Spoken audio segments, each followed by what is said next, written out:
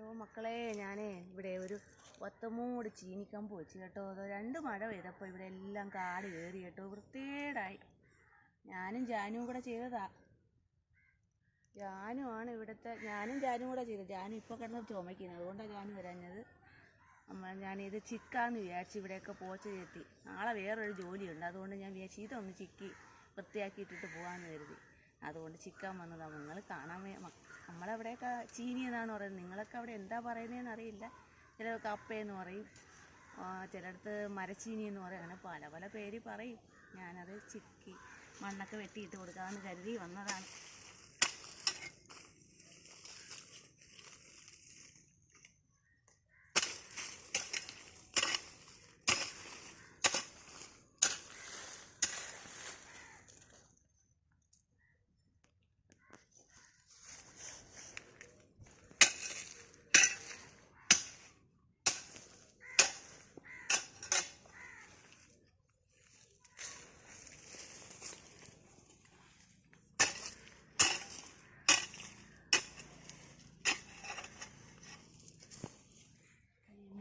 നട്ട് വളർത്തിയത് അതേ വാടിയിരിക്കുന്നു.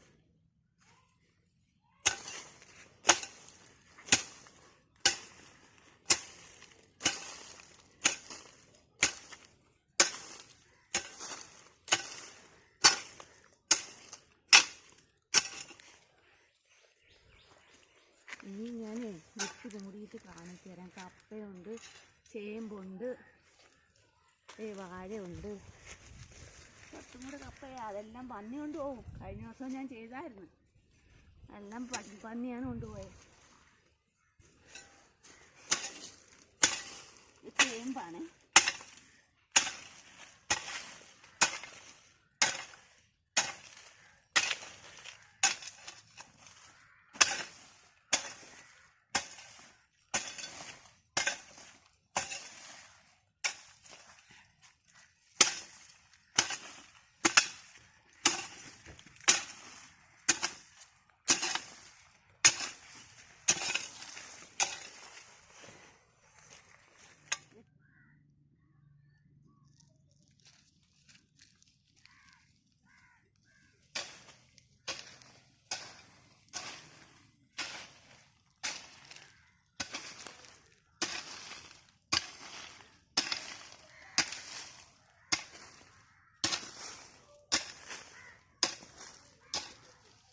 ചേമ്പെല്ലാം പന്നി തിന്നു.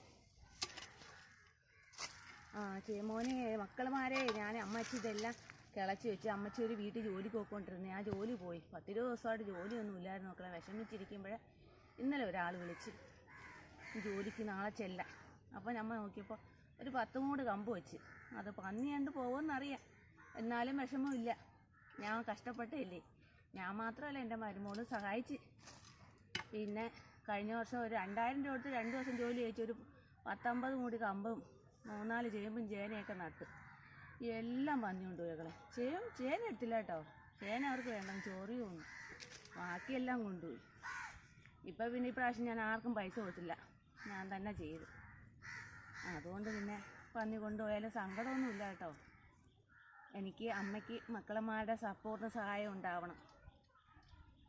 ശരി മക്കളെ, ബൈ.